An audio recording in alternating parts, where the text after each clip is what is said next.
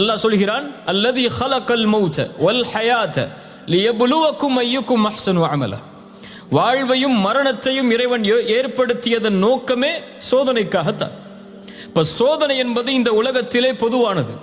ஆனால் மனிதர்களை பொறுத்தவரை இழப்புகளை மட்டும்தான் சோதனையாக மனிதர்கள் கருதுவார்களே தவிர பெறுவதை சோதனையாக கருத மாட்டார்கள்.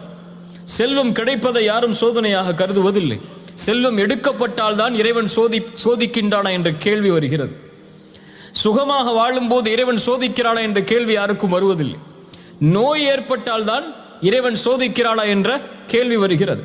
வியாபாரத்தில் லாபம் கிடைத்தால் இறைவன் சோதிக்கிறானா என்ற கேள்வி வருவதில்லை. வியாபாரத்தில் நஷ்டமடைந்து ஏமாற்றப்பட்டால் அவன் நினைக்கிறான் இறைவன் என்னை சோதிக்கிறான் என்று.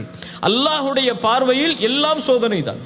மனிதனை பொறுத்தவரை இழப்புகள் மட்டும்தான் சோதனை. அப்படி மனிதனாக இருந்து இழப்புகளை மட்டும் நீ சோதனையாக கருதினால் வபஷ்ஷிரிஸ் சாபிரீன்.